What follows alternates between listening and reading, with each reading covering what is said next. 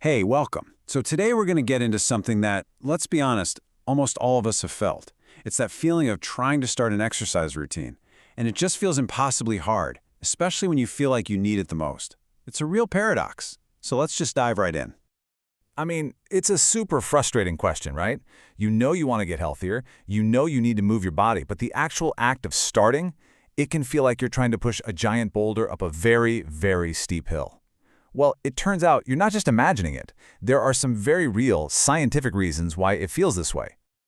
And that right there, that brings us to what you could call the unfair exercise paradox. It's this cycle that feels so tough to break, but trust me, just understanding it is the absolute first step to beating it. So here's the kicker. The people who find exercise the easiest, they're the ones who are already in shape and doing it all the time. It feels totally unfair because, well, it kind of is. When you're just starting out, your body and your brain are actively fighting against this new change. So no, you're not making it up. It really is harder for you. And if that physical battle wasn't enough, there's a whole other mental game going on. We're constantly surrounded by this idea that you have to be lean to be healthy, and that puts on so much pressure. It creates these huge psychological walls that can make even the thought of walking into a gym feel completely overwhelming. Okay, so why? Why does it feel so incredibly tough? Let's get into the science of it. Look under the hood and see what is actually happening inside your body when you try to jumpstart a new routine. All right, so this really breaks it down. What's happening is basically a full-body rebellion. First off, your energy needs just go through the roof, and your body, which loves everything to stay the same, starts freaking out. Then you've got your heart and lungs, your engine, suddenly going from 0 to 60, and they are stressed. Now this next one is a huge aha moment, your nervous system. It's not just your muscles working overtime, your brain is desperately trying to learn and control all these new movements. It's like learning a new, really complex instrument. It's mentally draining. On top of that, your whole metabolic system is struggling to handle the heat, and your ligaments and tendons are under all this new mechanical stress. It's a total shock to every single system. And when you add all of that up, every single one of those biological alarm bells going off at once, it leads to one single powerful feeling: discomfort. And it's so important to know, this is not a sign that you're weak. It's just a normal, predictable, physiological reaction. And this, right here, just lays out the core conflict perfectly. Your brain has one main job, an ancient, hardwired mission: avoid pain, avoid discomfort, and keep everything stable. But what does exercise do? The exact opposite. It creates temporary stress and totally disrupts that stability. Is it any wonder that finding the motivation feels almost impossible? But here is the good news. Now that we actually understand the enemy, we can come up with a plan. We can find a solution that works with our biology instead of trying to fight a war against it. And it all boils down to one really simple but powerful idea. You've got to start small. Let's totally reframe what we think exercise is. It's not punishment. It's a very specific, controlled type of stress. And the entire point of that stress is to force your body to adapt.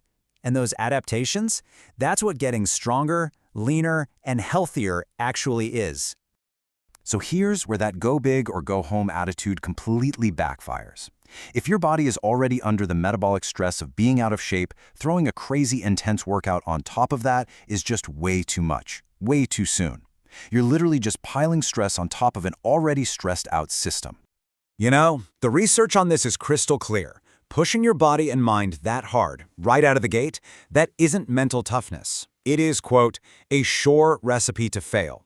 It just leads to burnout, and then you quit. And this is the trap that so many of us fall right into. We get that one big burst of motivation, we go way too hard for a day or two, and our body just screams, stop!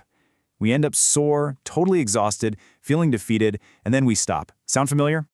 So the real solution is the complete opposite of that. You have to forget no pain, no gain. Your new mantra, your new way forward is start small, build gradually.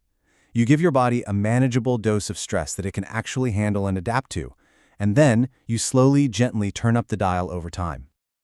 So what does that actually look like in real life? How do we do it? Well, let's break it down into 3 really simple, really actionable ingredients for success. Okay, first up, consistency. The goal here isn't one epic workout that leaves you dead for a week. No, it's doing something, anything, active, every single day. You're teaching your body that this is the new normal. Second, structure. You got to mix it up, keep it interesting, and slowly make things a little more challenging.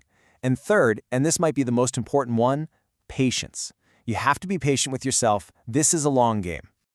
And let's be real about that timeline. While you'll probably start to feel better pretty quickly, the science suggests it takes about 12 weeks to start seeing those really meaningful, visible physical changes. Knowing that number up front is so key because it helps you stick with it when you're not seeing results on day 3. And look, the physical stuff is only half the battle. You need a mental toolkit to back it up. That means keeping a positive attitude, right? It means setting realistic expectations, remembering that 12-week number. When it feels hard, and it will, don't get discouraged. Just remind yourself that this is the process of adaptation. Focus on that incredible feeling of slowly gaining control over your own mind and body. So let's just end with this simple question. Forget about the huge, scary, intimidating goal for just a minute. Instead, ask yourself this. What is the one small, totally manageable step you can take today to start working with your body instead of against it?